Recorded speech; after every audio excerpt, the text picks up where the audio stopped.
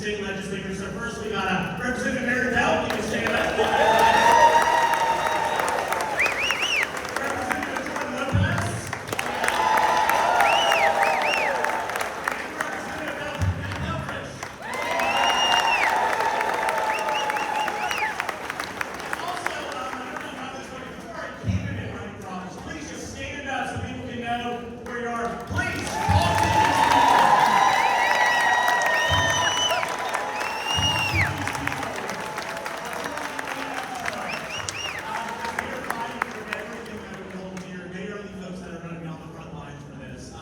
And so I want to thank you all again so much for coming out tonight. As I said, my name is Wesley Harris, and again, I want to thank Congressman Ward for coming. And I think this is actually going to be the first stop on his tour. And so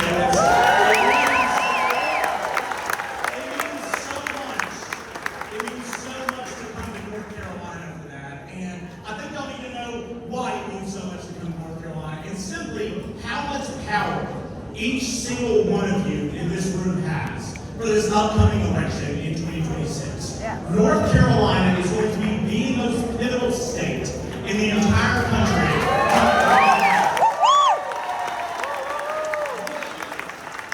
We not only have one of the most competitive state legislature, but we are going to have the most competitive U.S. Senate race.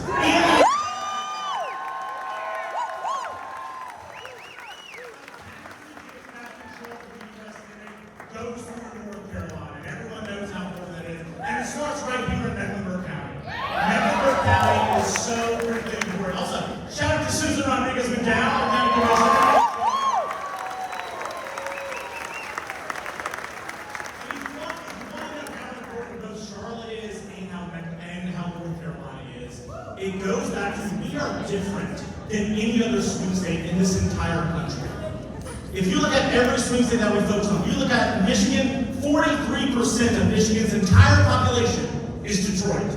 60% of Georgia's entire population is Atlanta. 70% of Virginia's entire population is Richmond, Northern Virginia, and Norfolk. You have our top 8 counties, all of our cities, all of our urban population. It's only 40% of the vote.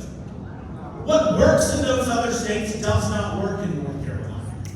We have to do something different. We have to build a true geographic coalition across the state.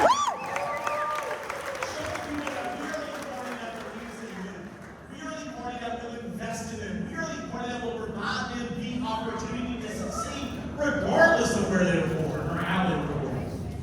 And so if we are able to do this in North Carolina, not only will that transform our state and the millions of people inside our state, that will set the template for how we win back Iowa, for how we win back Ohio, for how we win back Missouri. And we actually form a government coalition in this country to show people what it means to have a government that invests in them, to show people what it means to have a government that invests in them. And so I'm so excited for the opportunity we have over these next 18 months. And thank you so much for joining me. Since you're here and you're looking for how to get involved, focus on the Mecklenburg County Democratic Party. Come volunteer with us. Come knock on doors. Come and show people what is at stake over these next couple of years. And we will use you, and you will find a better tomorrow. You will make a better tomorrow. If you are tired of what the party is doing, if you're sick of what the party is doing, if you're looking for a leader, look around this room. Y'all are the leaders. Come out. And so one of our true leaders that is really appreciated what the North Carolina Democratic Party is my good friend Anderson Clayton. So I'm so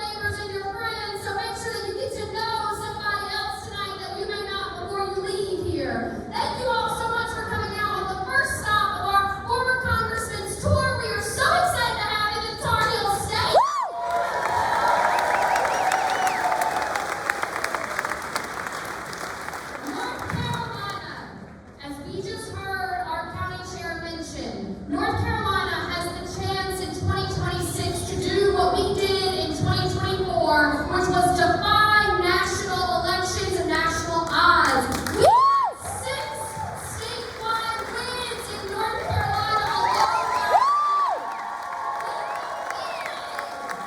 We defeated an extreme governor with Mark Robinson and put Josh Stein in our governor.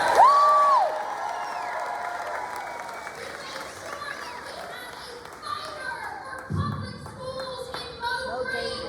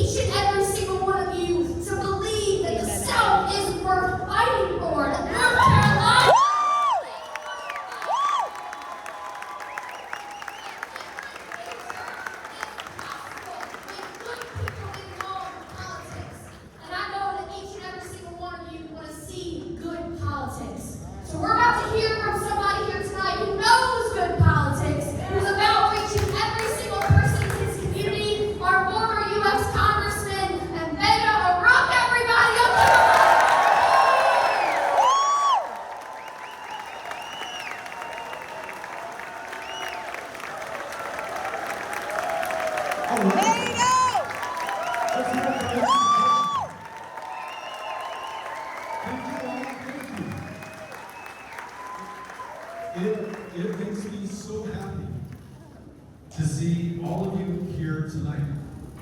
Unless this is how you spend your Tuesday nights. No. Drinking beer, getting fired up. I see some people kind of waving themselves with these pamphlets. If you're warm, buy a beer. Drink responsibly, of course. Tip generously. We want to thank Lenny Boy Brewing for hosting us here today.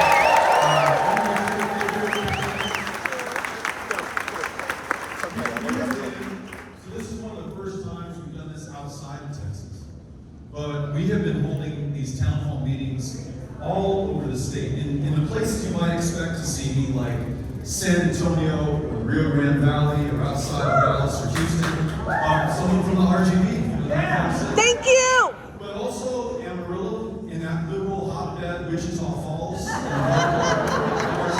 We're going everywhere to listen to everyone, and it has been absolutely fantastic. We're listening to one another at this deeply divided, highly polarized moment when we're so goddamn isolated by these devices that are always in front of our face. It's something special and really powerful to be with people.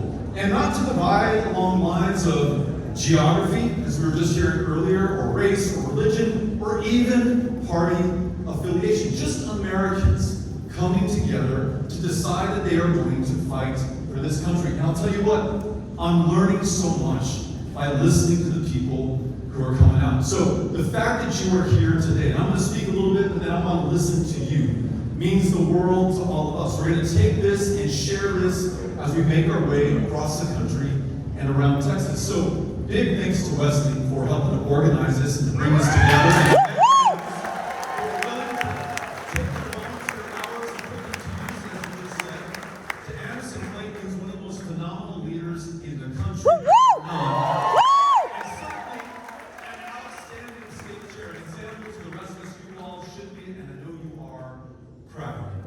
But I told you we've been holding these town halls, and that I've been learning a lot, and I want to share some of what I have picked up with you, and then get your feedback. You tell me how it sounds.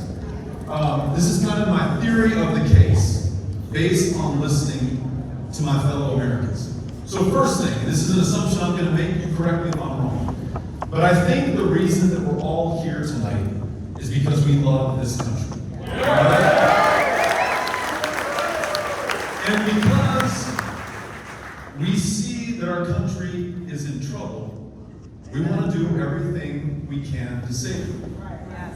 But because we understand that what we have done so far has failed to avert the trouble that we're in right now, and look, if we're honest, I'm a lifelong Democrat, some of what we have been doing probably produced this trouble in the first place. So we seek something different.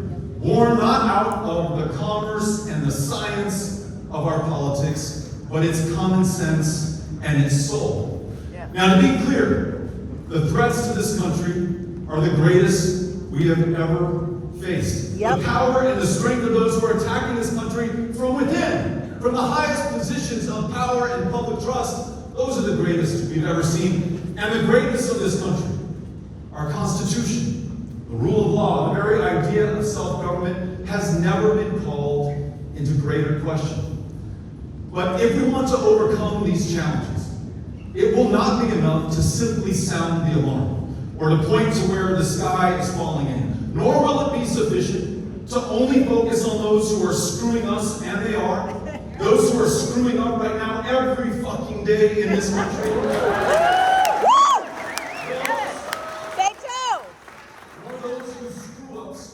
Got us here in the first place. I'll tell you this also. The answer will not be found by spending more money or purchasing more media or creating more digital distance from that essential human connection that makes democracy possible in the first place. If you and I are serious about winning the political power necessary to save America, then you and I must be able to describe a new and better America, one that is worth saving. And to do so, I think we start at the foundation of this country, that which makes us what Lincoln called the last best hope of earth. But we have to go beyond that. And we have to be able to transcend the limitations that thus far have prevented us from fully realizing that hope, at least up until this point. We have got to find a way to come together and describe that America in rooms just like this one, face to face, person to person, human being to human being, here and all across the country. And that vision for that new and better America, it must be built on that foundation that I talked about that goes all the way to the beginning of this idea of America.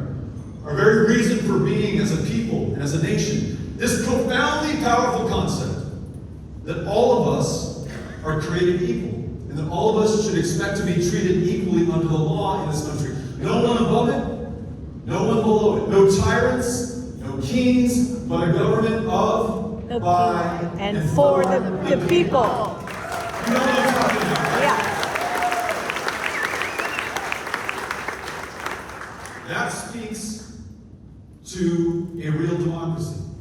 Something that you have to agree does not exist in this country anymore. It has not existed in this country for a long time. Imagine this. This is part of the vision. A democracy where people, and not corporations, speech and not money, decide the outcomes of our elections, the policies that we are going to pursue, and the future that we are going to build together. Imagine our elected leaders are our elected public servants. They are focused on being accountable to those who put them into these positions of public trust in the first place. No longer, as Anderson said, able to choose their own voters in the gerrymanders that you will have suffered here in North Carolina and that we are about to face again in Texas. No longer setting themselves up for the rest of their natural lives in these offices, and no longer hidebound and trapped in these broken systems that don't work for any of us. This fealty to big dollar donors or even to the party hierarchy, whether it's Democrat or Republican, we want to value and prize the independence of thought and the independence of action so they get things done for the people they purport to serve. And look, when they're running for election, what if, imagine this, it's no longer these canned, awful 30-second digital ads that are stamped out in some political factory in D.C. or somewhere else. Exactly. But they're run on the ground and not on our screens, in person, just as we're talking here today. People talking to people, people listening to people, people working their differences out together so that ultimately they can work together to make this country better. That's the democracy that I'm talking about. So let us no longer talk about a democracy that we want to save, because that's fucking confusing to people who are like, what are you trying to say? This thing is not working for me right now. I don't have the same access as a billionaire who can spend $300 million in the last... Yeah! That's right! That's right! It's got to be people with people, not packs against packs. And so the work that we have to focus on is making sure that we get big money out of politics, that we reverse Citizens United, that we Voting Rights Advancement Act, that we end the process of gerrymandering, that we set term limits for every single political office. And we get politicians out of the business of redistricting and return that and all of the power back to the people. That's what I'm saying, right? That's what we're looking for. But there is no hope for this political democracy if we can't also establish an economic democracy. Yep. If folks can't get what they need from a government of the many, soon enough they're open to getting what they need from a government of the few, or even a government of just one. Let's listen to our fellow Americans when they tell us what they need, and let's make sure that we deliver. I'll tell you what that looks like to me after listening to folks in these town halls. It means a guarantee that your take-home pay is enough to actually live.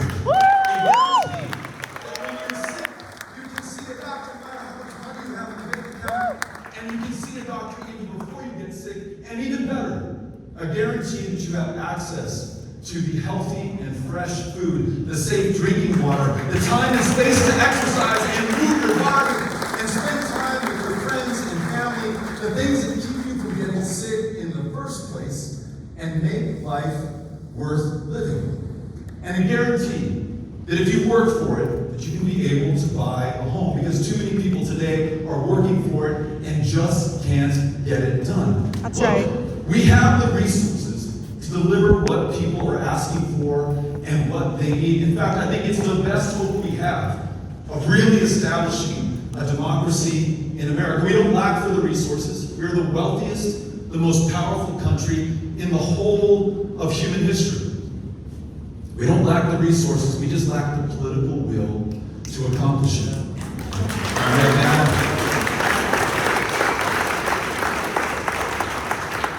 speaking of that power, and the fact that we are the most powerful nation on the planet today, imagine a different America. One that no longer turns its back on its friends and its allies. These hard-won alliances that last more than 8 years from the end of World War II, run by the men and women from these communities and communities across America. My son. And we work with these friends and allies to no longer start new wars, but to end the ones that are being waged right now. To work together on those issues that no one people, no one nation can solve by themselves. This international challenge of immigration, or climate change, or nuclear proliferation. We cannot do it by ourselves, so we need to be able to do it together. Imagine America sowing peace and reaping prosperity for those who are afflicted by war right now, but also for the American people. Imagine America that stands up for human rights and self-determination. It really means that. Imagine an America that is no longer complicit in the bombing and the starving and the slaughtering of children and families and That's by right. the terrorists. Woo! Woo! An America that is no longer part of that, but instead uses this awesome power to convene the nations of that region, the nations of the planet, if that's what it takes, to establish a sovereign, independent state for the Palestinian people, and That's work right. for the safety and security of Palestinians and Israelis and everyone in that region. We can get that done. This is America, folks. Muscle code. And what if we brought that logic and that love of law and doing the right thing back home to this country? What if, imagine this, you no longer had to fear a masked, plainclothes federal agent Gestapo. without a badge or a Gestapo. warrant sweeping you up off the streets, illegally arresting you, illegally detaining you, illegally imprisoning you, illegally sending you to another country that you have never been before, perhaps to a gulag in El Salvador, from which you will never emerge. Imagine a future where we recommit ourselves to the Constitution, the rights and protections contained within it, like due process that is missing from our That's right. Woo!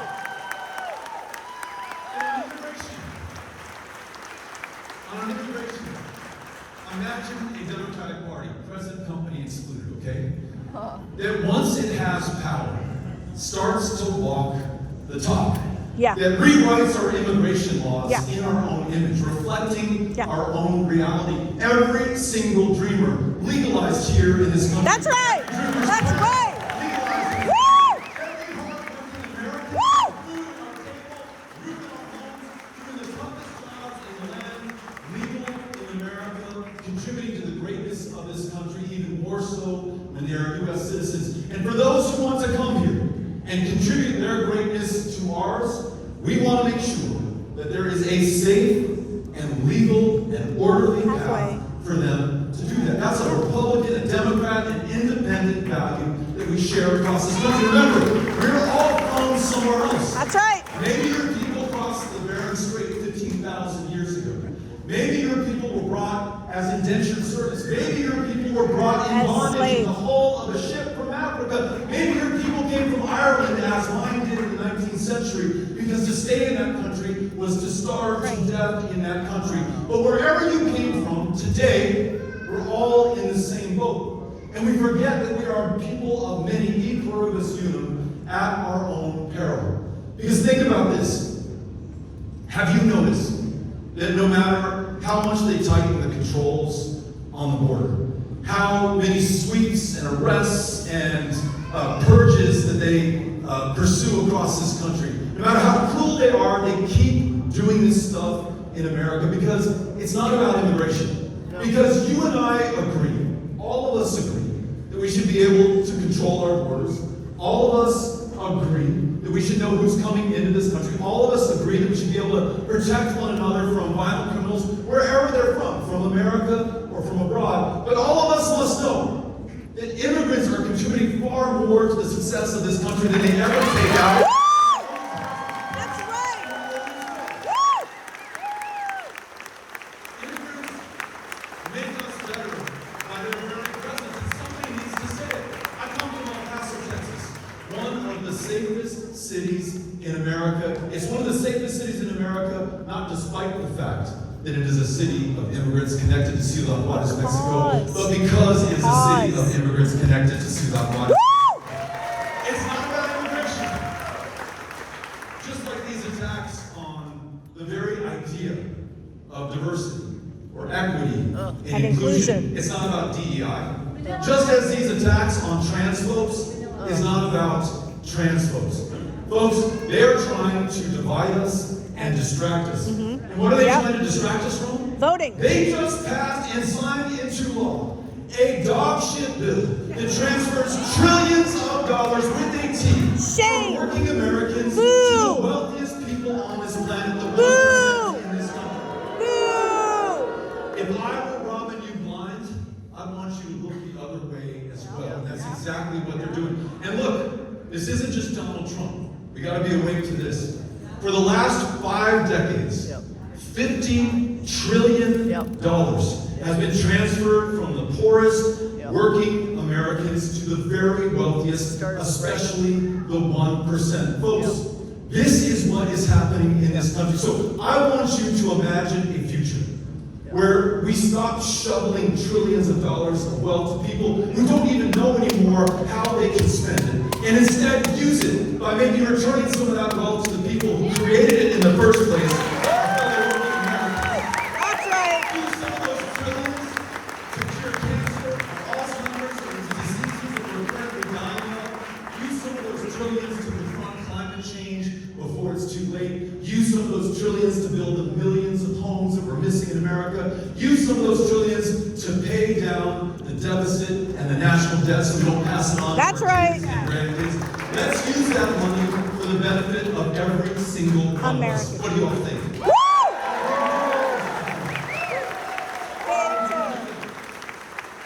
Now, I want you to imagine one more thing.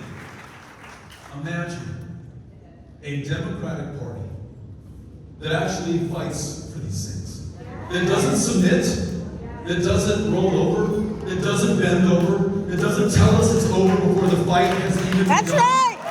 Woo! Imagine a Democratic Party in the spirit of Anderson Clayton that goes everywhere. You cannot be too red or too rural that we are going to write you off. You can't be too big or too blue that we are going to take you for granted. Everyone counts in this coalition. That's right. The broadest possible, the most united front America has ever seen. So we're here today to say, if you voted for Donald Trump in the last election, you're welcome in this room and in this coalition. Say if you voted for Kamala Harris.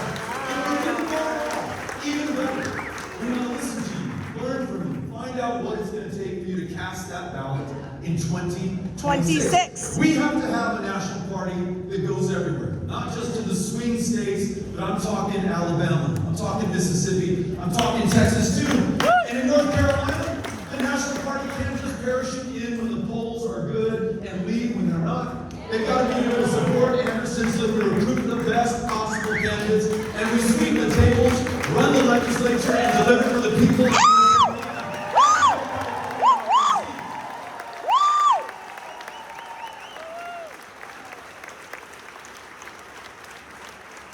But for us to be able to realize this vision, it is going to take action from all of us. And it can mean so many different things. There's nothing too small, there's nothing too big. If there's a protest, join it. Okay. If there's not a protest, organize one. All right, Ask your friends I'm and in. families to join it. This stuff, folks, is breaking through. You know, most Americans, especially younger Americans, they're not getting their news from broadcast TV or cable TV or the newspaper. It is TikTok and it is Instagram. Yep. They may not know that this president and his party are cutting millions of people people off the only life Snap. they have, which is Medicaid. Snap. Invented by a Texan in 1965. Woo! They may not know that this administration is cutting 83,000 jobs in the VA, turning its back on those who put their life on the line for this country. They may not know that Social Security is on the chopping block. But when you show up at that protest, when you give voice to these challenges, it breaks through. They see it. It is changing public opinion right now. And if you're thinking about running for office, don't think about it anymore. Get into this. Woo! Woo, woo!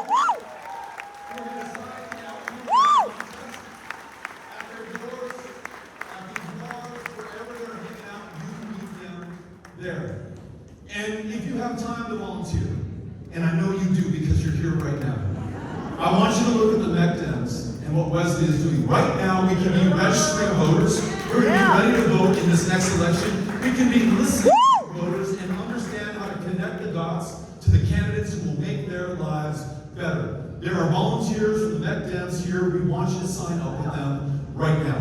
This vision, the vision that we come up with together, that action, that is the path forward. And let me do this.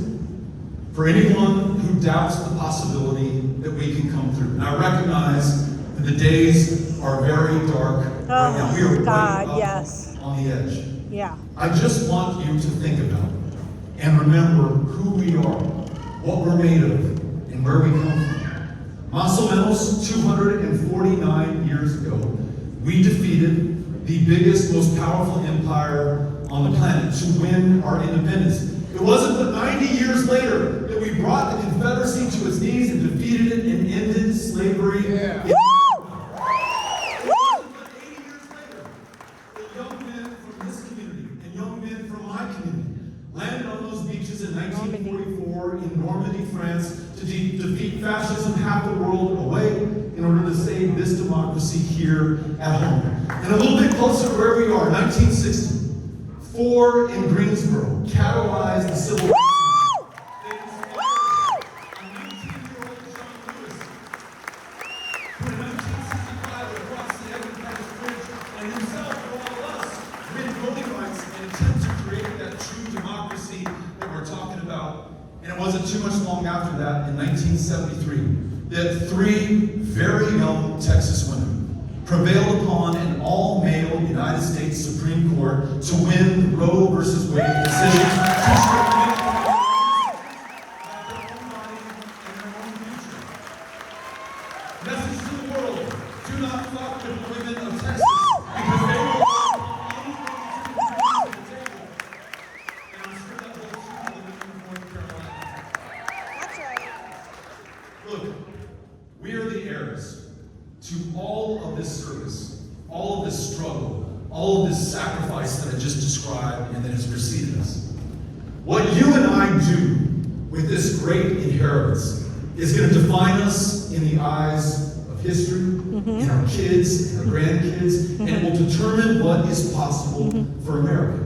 So, no pressure, folks, but we cannot be found wanting at this moment of truth. We have to decide that we're going to come through. Are you with me? Yes! Are we together? Woo! Yes! Well, you have heard my dream, and now I want to hear yours. Cynthia Connell has another microphone, and if you raise your hand and get her attention, she'll bring it over to you. Again, we want to get as many people into the conversation. You don't have to agree with a single thing that I said. We just want to make sure that we get what's on your mind, work together, and save this country. All right, Ms. Connell. All right, here we go. Here's first.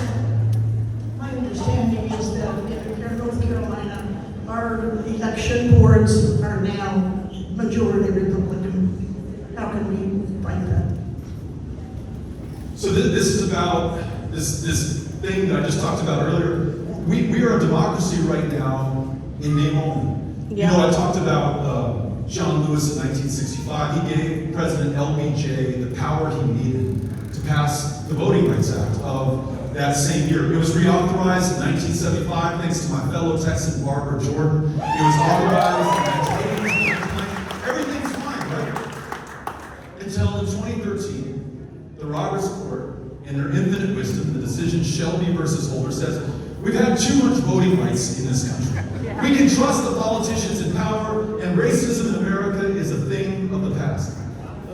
Ginsburg, in her scorching dissent, says that's like having an umbrella that has protected you from the rain. Because it has kept you dry, you decide that it's time to put it away. Well, in 12 years since that decision, we have gotten absolutely soaked in North Carolina, in Texas, and the states especially of the former Confederacy. How are we going to overcome this? Whether it's the majority on the election board here, or the fact that we came so close to taking out Ted Cruz in 2018, the governor and the legislature. Do it again! Change the local laws to make it that much harder. Close down 750 polling places in the fastest growing state in the union, almost all of them in the fastest growing black and brown communities. The strictest voter ID laws, one ballot drop-off location per county in Texas during COVID, including a county like Harris that has 5 million people. Well, to overcome all of this, I say we go back to where we came from in the first place. I mentioned John Lewis, I mentioned the Greensboro Four. How about Septima Clark, who ran these citizenship schools throughout the Deep South to make sure that you could pass your literacy test, you could recite the North Carolina State Constitution, you could guess how many jelly beans were in the goddamn jar on the voter registrar's desk so that you would have the power to vote. This is not going to be easy. No one's going to hand it to us. It won't be the courts. It won't be those cowards in Congress. It sure as hell is not going to be President Trump. We are going to have to take power for ourselves. So sign up with these MECDEMs, get people registered, turn them out, and let's replace that majority on the board with one that actually believes in a democracy. Thank you for asking.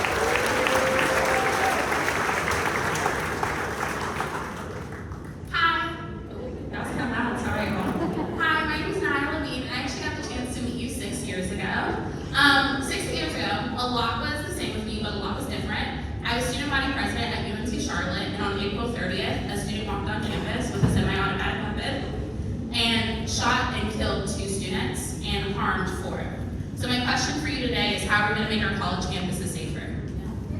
Thank you.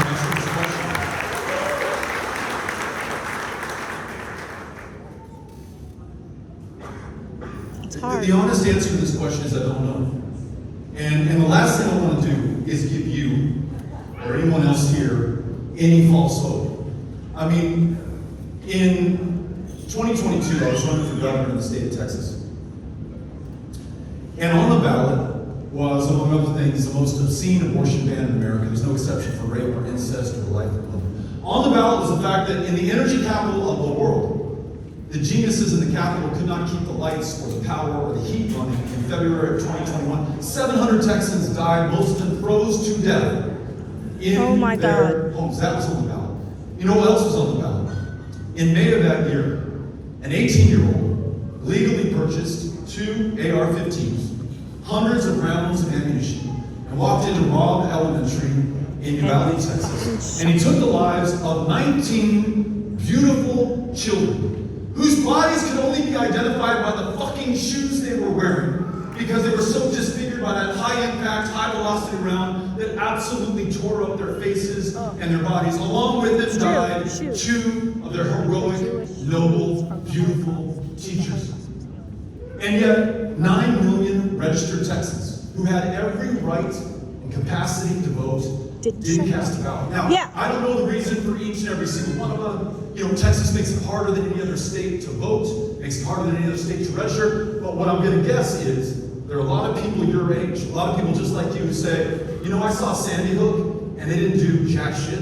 I saw the next massacre and nothing happened. In Texas, we had the Santa Fe High School massacre in 2018. In my hometown of El Paso in 2019, 23 people blown away by a guy armed with a weapon designed and engineered for use on the field of battle because its only purpose is to kill human beings. And he slaughtered 23 of my people, saying he came to kill Mexicans and repel the invasion of Hispanics that he was warned about by Fox News. And nothing changed. And so you know what people say?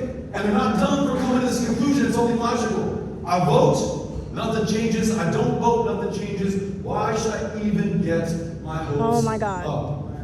But if we know our history, and I know you do because you went to that fine institution, none of the things that distinguish this great country ever came to us easily. You know, I mentioned the Civil War, this amazing proud moment for our country. 300,000 Union dead to win the liberty of their fellow human beings and their fellow Americans. There The Reconstruction that followed, the first African American ever elected to the position of sheriff anywhere in America was Fort Bend County in the great state of Texas. But it turned out to be just a mirage. That Reconstruction ended by 1890, and for 75 years, this country was everything but a democracy. The Jim Crow, the lynchings, the That's terror, right. Be the honest. brutality. It's the truth. We cannot name all of those people who will go unsung forever, who labored in obscurity, who risked their lives, who lost their lives to bring us to the victories of the Civil Rights Act of 1964 and the Voting Rights Act of 1965. So I take their example and I say, you know what, we didn't get it done this year. We may not get it done next year, but if we fail to try, if we give up, we're not just giving up on ourselves, but our younger brothers and sisters, our sons and daughters, and the generations that follow. I believe in you. I believe in us. I believe if we keep working at this, we are going to get it done. And listen, the common sense solutions are right in front of us, and I've tested this with Republicans and Democrats and independents alike. Like, in Texas at least, why don't we raise the age to buy an AR-15 from 18 to 21? I don't think you should sell it at all, but I think we can agree on that much. Or a universal background check. Yeah. We don't have that in America right now. There was a massacre in Midland, Odessa. AR-15, once again, 8 people dead. The person went into a gun shop, couldn't pass a background check, but because we don't have universal background checks in America, was able to buy that same weapon from a private seller and kill 8 innocent people. The guy who walked into that Walmart in El Paso and slaughtered 23, when he ordered his AK-47 and it came in, his mom called the police department in his hometown of Allen, Texas, and she said, I have no idea what my son wants with this weapon. I don't think he's okay. Can you help me? And the police responded, ma'am, I'm sorry. It's perfectly legal what he's doing. Good luck and goodbye.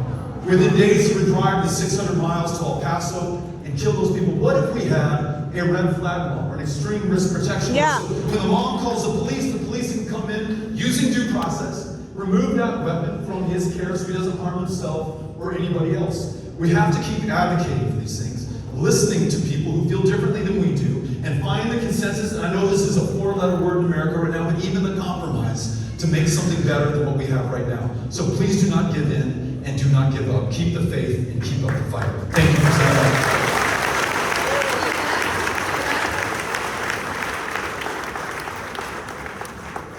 Hi, my name is Natalie Parmenter. I'm the owner of a business called Primary Focus, the Parents Guide to Elementary School. I used to be a teacher in CMS, and now I help parents through all the bumps in the road that can come with elementary school. Lately, my conversations in 2025 have not been as fun as they used to be. I have a lot of parents coming to me with children who receive special education, children who are English language learners, and on the local level in Charlotte, we have a very robust magnet program, a lot of which comes from grants from the federal government. This week, it was approved that the Department of Education employees, 1,400 of them, can be laid off, and there's $6 billion in grants that are being frozen. What the heck should I be telling parents when they come to me and they're freaking out about the incredible education system that we have being destroyed? How can I give them hope? How can we organize? And are things as catastrophic as they feel right now? Yeah,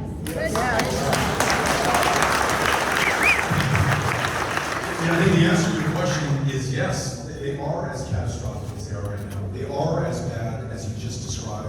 And as you know, it's not just here in North Carolina, it's all across the country. And it's not just Donald Trump. Unconstitutionally demolishing a department set up by a separate co-equal branch of government, and don't hold your breath for the courts to ride the rest of this one. Yeah. The Supreme Court has already told him he's allowed to do it. In states like mine, you tell me if it's the same here with yours, we just passed this voucher scheme. Yeah, signed whatever. by our governor, Yeah. which is going to defund the meagerly resources Yeah. that we have right now and send those resources to families who are already sending their kids to private Yeah. schools. $10,000 a family. There's 254 counties in Texas. 150 of them don't even have a private school that you can send your kid to in the first place. I almost think this is by design. To Yep. try to dumb down Yep. people Yep. in America. Yep. Yep. I almost think this is Yep. by design to attack our public educators, who are my all-time heroes for the work that they do. We know that they put their lives on the line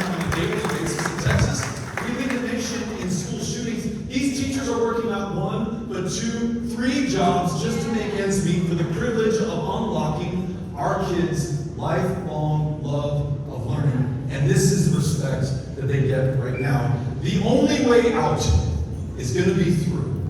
And the only way through is by winning back that political power. And it is not too early to organize for 2026. That's why we are here right now. And my call to volunteer with the Beck Dems is not for show. It is for real. Unless we're willing to do this work, we will get the same thing in 2026 and 2028. Yep. If we lose it, it is gone forever. So just know that we stand with you. We're fighting right alongside you. It is very bad. It is about to get worse, but we've got to bring us through. Thank you for being here. I will get to as many people as I can. Thank you. I've actually been to El Paso a few times. I would say Gussie, Bakery, Mastamate. Yes. And all the country. That all said, I'm not here to ask you a question, but more so remind people. We did break the super majority. However, it only takes one Democrat. And in this case, House Bill 318 and Senate Bill 153, which would further basically Erode. to empower ICE to do its job and cooperate with sheriffs here in North Carolina. And right now, it's only one Democrat. That Democrat is House Representative Carla Cunningham of North Mecklenburg County. And the fact that we have to hold people like her accountable makes sure the Democratic Party truly believes in the immigrant community and how to further criminalize them and give ICE more power here in the state of North Carolina. That's right. Thank you for your comments. Listen, as I said earlier, I think every single one of us, without exception, agrees that we want to keep our fellow Americans safe. Everyone agrees that we want to have control of the U.S.-Mexico border. I live on the U.S.-Mexico border. We're raising our 3 kids on the U.S.-Mexico border. No one believes in that more than I do. We want to have a safe, orderly, legal system for people to come here. We want to know who's in this country in the first place. We can agree on all that. But where the agreement starts to break down is when these masked, plainclothes thugs try to intimidate and scare people. When they unconstitutionally defy a co-equal branches order not to deport these people on these planes into the largest prison on the planet in El Salvador, where everyone who goes in, no one comes out. And so if our local sheriffs and police officers are aiding and abetting this, not only are they contributing to the destruction of our Constitution and due process, but they are making our communities less safe. I'll tell you who I know this from. The El Paso County Sheriff, who says, listen, if immigrant communities fear that I'm going to cooperate with ICE to unjustly, without due process, detain, arrest, and deport them, then they're not going to come forward to report a crime, or to serve as a witness, or to testify in a trial. And we are demonstrably less safe when people fear local law enforcement. So let local law enforcement do their job, and let federal law enforcement do their job, and let them do it constitutionally and using due process. Thank you for the comment.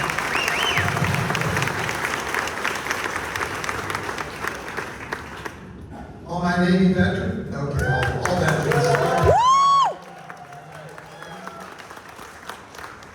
I see this sign right back here, Project 2025.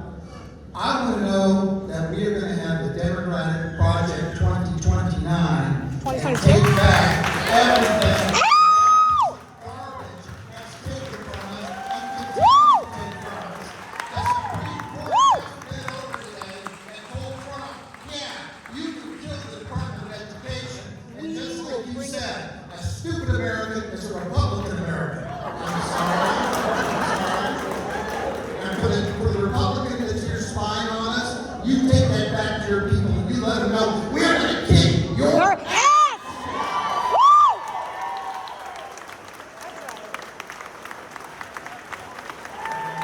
Woo! Now, I want to make sure that Republicans of good conscience and good faith feel welcomed here. And I really mean that. I agree with the gentleman's larger point, which is, I said this at the outset, it's not enough to decry and to blame the other side. I mean, they deserve it, right? And we can do as much of that as we want to. But we also have to describe, as they did in Project 2025, what our vision is for the future. People aren't going to be motivated just to vote against someone or something. I mean, maybe that works for some of the people some some of the time. But we need to give all of the people an idea of what America will look like once we are in power. And I described that political democracy, that economic democracy, that adherence to the Constitution and rule of law, that ability for everyone to enjoy the success and the wealth of America. You may have your own ideas, and I'm here to hear them right now, but ultimately, we must come together and share this vision. That is our path back to political power. Thank you for being here, and thank you for your service to our country.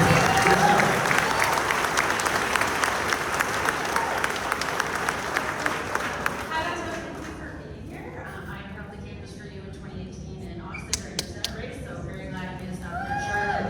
I have a two-part question for you. President Obama recently said Democrats need to get tough, but with Republicans controlling all levers of power on the federal government and our gerrymandered state, what does getting tough actually look like in practice? That's one. Two, messaging continues to be a weakness for Democrats. Republicans seem to stay relentlessly on message, think the border crisis, while Democrats often seem fragmented. What message should we be unifying around? Who is the messenger? Because frankly, people like Bernie, AOC, and I would argue you excite the base, yet the party often sidelines them. Yep. I like that.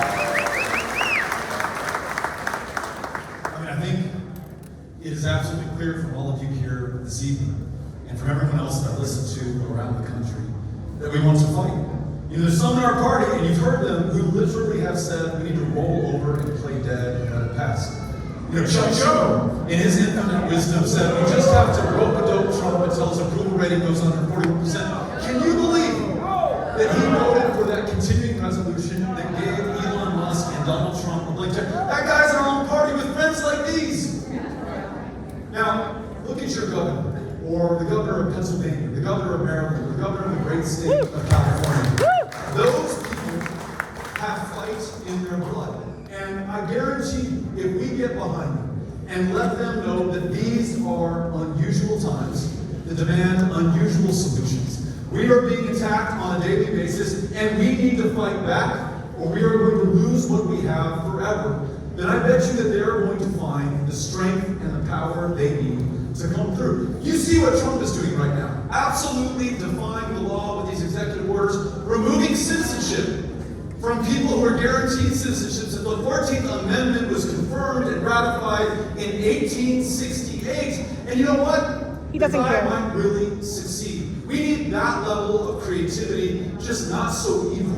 Thank you. For the good of this country. So I encourage our governors and our local leaders and those who hold these positions of public trust and power to absolutely bend the limits of this power. Allow the courts to strike you down. Allow them to catch you while you're trying. Allow them to do everything they can to stop you, because there's a chance that they won't. And even better, you are going to inspire the people of this country to fight back as well. So let us all be the example to one another right now and make sure that this fight absolutely.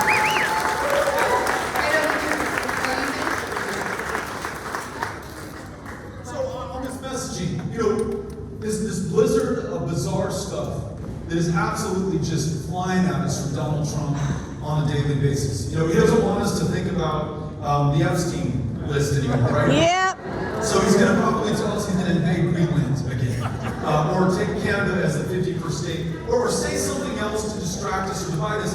Those ads, they spent hundreds of millions, if not billions, trying to make you afraid of trans people in America. I think they comprise maybe 1% of the population. You think maybe we're looking at the wrong 1% of the population? I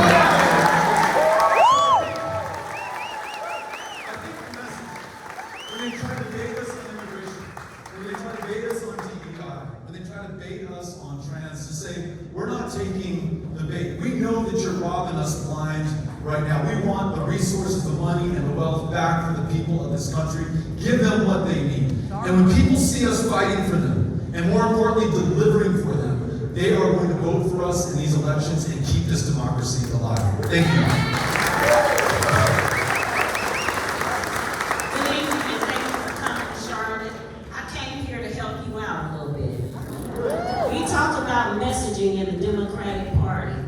You made an epic fail, sir, because not one time mention black people until it came to John Lewis risking our lives, risking our health, killing ourselves to get to that ballot box. The number one mistake that the Democratic Party has done is you have completely alienated black voters to the point that when I go into my community and I talk to people about becoming a Democrat, I might as well just move on.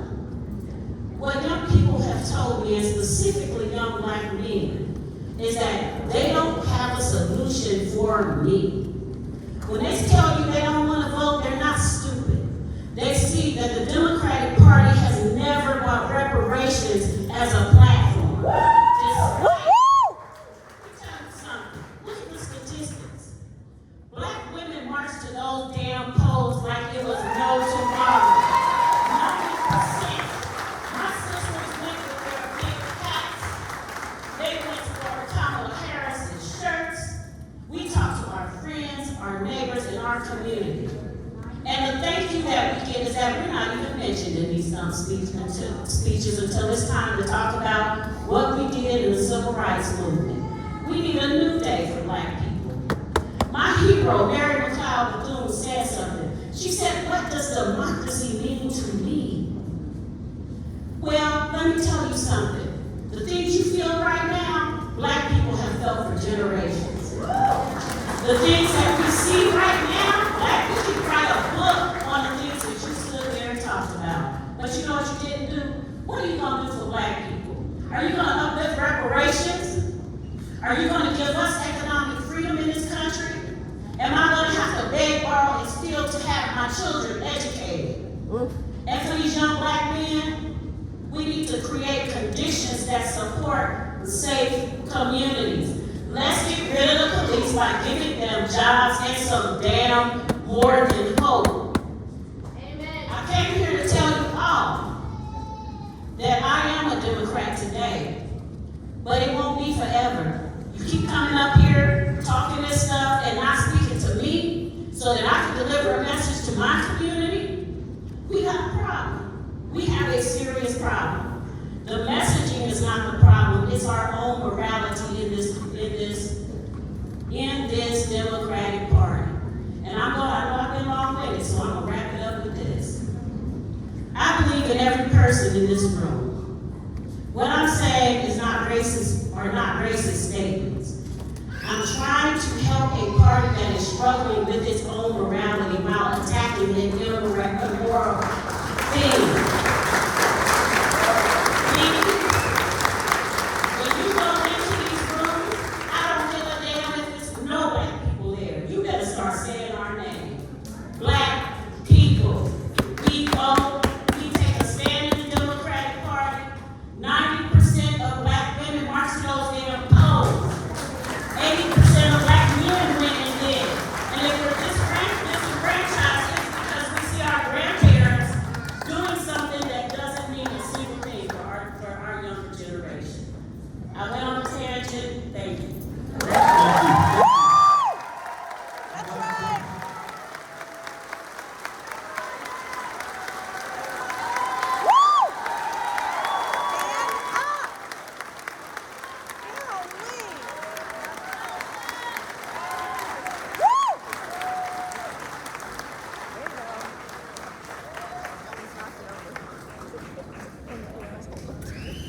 Thank you. I'm glad that you came. And I think you can tell by the response, everyone was excited about what you had to say. And I think it's obvious, and history and facts will bear this out. If we had followed the lead of black women in 2016, we had followed the lead of black women in 2024, we would not be in the place we find ourselves today. That's right. And you're right, there needs to be a better acknowledgement of that. And it cannot just be describing what we are going to do for black men or black women. I think it also has to acknowledge the leadership that exists right now that should be leading not just the Democratic Party, but this country. And we blew our shot on that in 2024. The whole reason that I'm here is to make sure that I understand and learn how we're going to succeed going forward. And you, thank you very much, and just help me to do that, okay? So thank you for being here. Thank you for that answer. I want to tell you this. that, I think one of the great sins of the Democratic Party, present company excluded, these are all amazing people right here. But one of the great sins is that, at least in my own state of Texas, we have completely written people off based on their race, Skin color. and based on their geography. So there are counties so rural and so white in the state of Texas that Democrats have long feared to tread.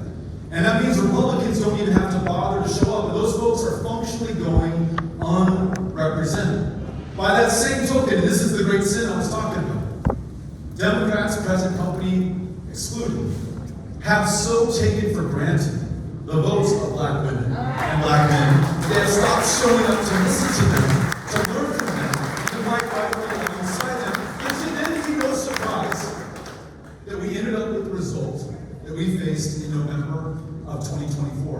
What I'm trying to do, and I'll do an even better job going forward because of you, is to describe a vision that includes all of us. I mean, some feel that a Democrat is for this interest group or this interest group. And you saw Donald Trump in 2024 almost win the election simply on that basis. It was unfair, it was divisive, it was distracting from what he really wanted to do, which was Project 2025, but there was enough truth in it that people believed it. So we've got to show up for everyone, everywhere. We've got to follow the lead of people who have shown us the right path in the past and will show us the right path in the future. Thank you for being here. Thank you for what you said.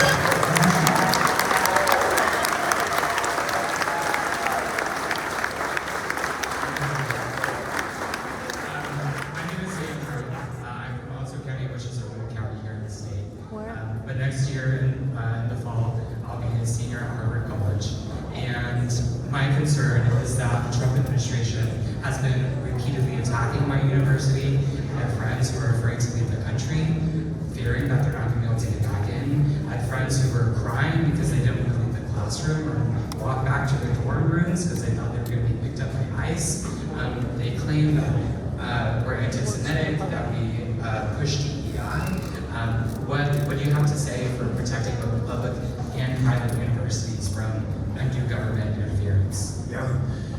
This is where we need to see more of a fight. And actually, so far, I really love the fight that I've seen from Harvard. You've seen some of these other big universities with massive endowments completely roll over to the Trump administration.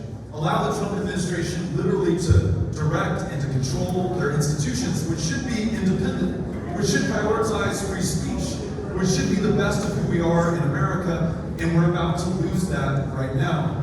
And even worse, if I could, is the fact that he's taking away billions of dollars of research funds. What are they researching? Cancer. They're researching the cures to cancer. They're researching the cures to Alzheimer's. They're researching the cures to Parkinson's. We were at a town hall in Humble, Texas, and a woman got up and she said, I'm 72 years old, and I'm the primary caretaker for my 77-year-old husband who has Parkinson's. And because this guy in office is cutting Medicaid right now, our best bet is that I outlive him. Because should I die before he does, there will be no safety net to take care of him. And through tears, she's saying, and the very research that's being conducted to help save his life, if not his, then the next generation of patients with Parkinson's is being cut by Donald Trump at Harvard University right now. For what reason? For wokeness? For DEI? For what? Explain how cancer and Alzheimer's and Parkinson's have any role in that. Gaza. And again, It's Gaza. the courts are not going to be our friends on this. It has to be the people of America stepping up, standing behind Harvard, and Harvard inspiring other universities. We're going to come under similar attack right here in North Carolina, or my home state of Texas. So you too, keep the faith and keep up the fight. So we're in the back. Over here. Hi, my name is Wes Cole. I live in Iredell County, but I'm from Yadkin County. Scoot up, you're on my foot. Oh my In the God. last election cycle, I tried to volunteer with the Democratic Party as an independent voter. And I was actually contacted and interviewed by the same, I can't remember his title, but he was working for the North Carolina Democratic Party. He had an office in Raleigh. He interviewed me 3 times, and each time was as though it was a new interview. He didn't remember interviewing me the first time. So this goes to the Democrats in general, because I am now a Democrat. I realize we're not getting anything done, and especially if I want to run for office, which I intend on announcing for the 10th Congressional District. At what point do we stop writing off people that are not Democrats and welcome them into the effort to try to elect Democrats? As long as we treat people or we look at people as, if you don't have our title, then you're not going to help us, and don't bring them in and use them to speak to and connect with the rural voters that are staunchly conservative, we're going to struggle. How many votes do we leave on the table every election when we don't talk to the person that doesn't understand us, don't make that connection? And when do we start supporting the rural counties? You've already addressed this. We can't keep writing it off. But Anderson, Wesley, I met both of you at Elton. I helped organize the rally there at Elton back before the election. When do we go out and invest in the counties that we can't win, but we can use the votes for?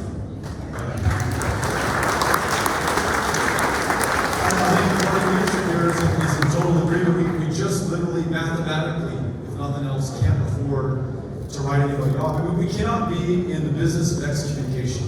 We have to be in the business of conversion, bringing people in, as it seems like we have done with you. We can't be in the business of judging people for who they voted for last time, or if they think a little bit differently than we do on something, or they don't understand the progress that this country is making. Let's listen to them, understand their point of view, maybe have a conversation, maybe come to some kind of common ground or consensus, and we cannot afford to cancel people who do not share every single one of our values. We have to have the biggest tent, the broadest coalition, the most united front that the world has ever seen. And Wesley said earlier, the majority of this population doesn't live in big cities in North Carolina. And so we're missing the voters if we don't go out there and show them the respect that you're demanding right now. Good luck on your run, and thank you for being here today. Appreciate it.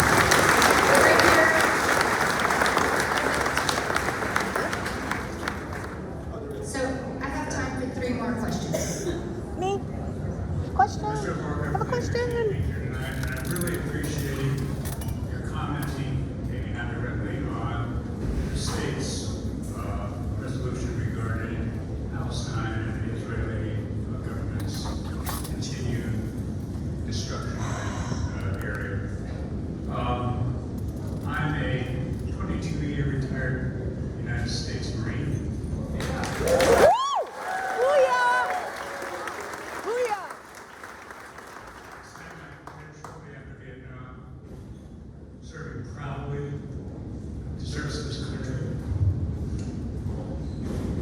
But recently, I've really, the last 6-8 months, I've become incredibly ashamed of what we've become. And I want to feel proud to be American again. I can't tell you how much.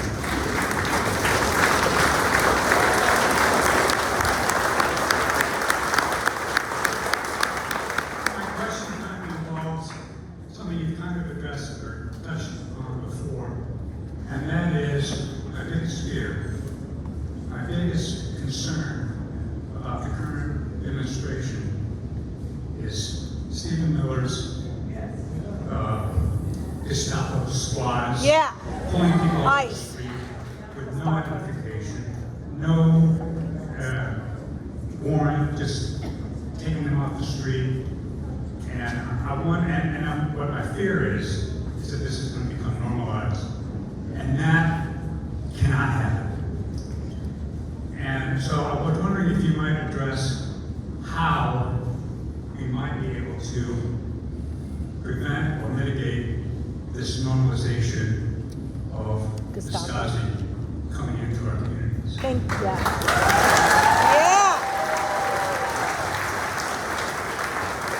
You know, in that, what Trump called that big beautiful bill, in addition to the trillions of dollars of transfer of American wealth from people in this room to the 1%, there is something like a tenfold increase in what we're going to be spending in ICE. These new detention camps, the Alligator Alcatraz in Florida is just one of the many that we're about to see. And those who study fascism and dictatorships and tyranny, they can connect the dots for us, as they do in the 1930s post-Weimar Republic in Germany, as they did in post-Lenin Stalinist Russia. They build these archipelagos of concentration camps around this country. At first, it's going to be for the immigrants, the undocumented immigrants, the gang members, the people who have tattoos on their throats. If you got a tattoo on your throat, you must be a gangster. No. Right? No. We don't even have to give you due process. We're just going to put you on the plane and send it to El Salvador. Then they're going to come for the undocumented immigrants who came in here through humanitarian parole, legally fixed their status in this country. They're already doing that. Then, and listen, Trump has already spelled all this out in the light of day. They're going to come for your kids who were born in this country if you happen to be born somewhere else. He issued an executive order on the first day of his presidency to end birthright citizenship. Those are the people who are going to be in the camps. And then he said this on a live mic in the Oval Office: I'm going to come for the homegrown ones next. They've already swept up and deported U.S.-born kids with stage 4 cancer without their medications to other countries. Shame! You know, when you're too unpatriotic by their definition, when you're too much of a Democrat, when you're not enough of a MAGA, you're going to end up in those camps unless we do something about it. Now let me give you some hope. It may be cold comfort. It's what we have right now in addition to organizing. Abraham Lincoln, I think the greatest man that ever lived in this country. He said this before he was president, and I think it's goddamn powerful. He said, you have the presidency, you have the legislatures, you have the courts, but more powerful than all of that, and all of them, is all of us. Public sentiment, Lincoln said, is everything. With it, nothing can fail. Without it, nothing can succeed. What do I mean by that? John Lewis in 1965, which we talked about, it wasn't an election year. President Johnson had told Dr. King and Andrew Young the year before, look, I'd love to pass voting rights. I used everything I had on civil rights in '64, I just don't have the power. King told Young when they left the White House, let's go out there and get this guy some power. The power came from the people in the streets. In 2018, you probably remember this, in the first Trump administration, there was this policy known as family separation. You're leaving El Salvador or Honduras or Guatemala because to stay in El Salvador or Honduras or Guatemala meant the death of your child. And so you scooped her up in your arms and you traveled 2,000 miles, most of it by foot, sometimes atop a train known as La Bestia or the Beast, to come to this country to seek salvation and refuge. A country comprised of refugees and immigrants from the world over. And just as you had found salvation, they literally took that baby from your arms, deported you back to Central America, put that kid in foster care in the U.S., and in some cases, God only knows literally where that child is right now. That's right. Still, 8 years later, what did we do about it? We stood up. We took to the courthouse steps. We protested. In Tornillo, Texas, just outside of El Paso, the Trump administration had built this concentration camp for all of the kids who'd been taken from their parents. I think more than 1,000 of them were there. So we convened on Father's Day in 2018 in little tiny Tornillo, Texas, that is so hard to get to. But more than 1,000 of our fellow Americans showed up to bear witness, to testify to their fellow Americans what was being done in their name, and they changed public sentiment in the process. Within 3 days, because of all the public protests, but especially Tornillo, the Trump administration rescinded family separation. We know that we can move the mightiest mountains, the very people in the highest positions of power, if we will come together. This guy is paying attention to the polls. He's paying attention to the stock market. He's paying attention to the numbers that describe how he's doing and whether or not he'll be able to stay in power. We have to pay attention to them as well, and we have to change them in our favor. And we do that by coming together, by protesting, by standing up and being counted at this moment.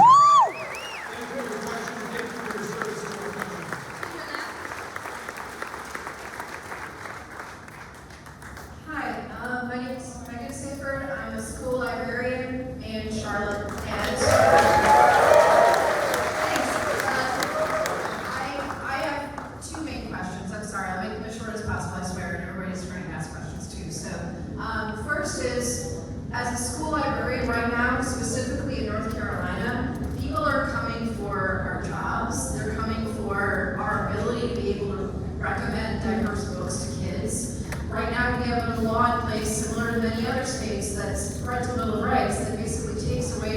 from people and basically says only straight couples are going to be in kids' books that are in classrooms and can be talked about. I have kids, right now I work as a librarian and people are trying to come for librarians. There's legislation right now in North Carolina that's literally trying to make it a misdemeanor to get us jail time if something is found to be an inappropriate book in our schools. And right now people are trying to come for funding for the IMLS. These are all things that affect me, and these are all things I keep trying to inspire my colleagues, inspire other librarians, inspire kids to care about their rights. How do I possibly tell them it's worth it? Keep going. We are doing an important job, and you are no less for doing your job. 2, how in the world, I'm queer, clearly queer, but how, I'm also the GSA advisor, so Gay Straight Alliance in my school. I work with so many amazing, wonderful queer kids, and every time these anti-trans laws happen, I feel like my heart's breaking 5 times over because all I can think about is my kids. How do I tell my kids that somehow it's going to be okay, that you don't have to be scared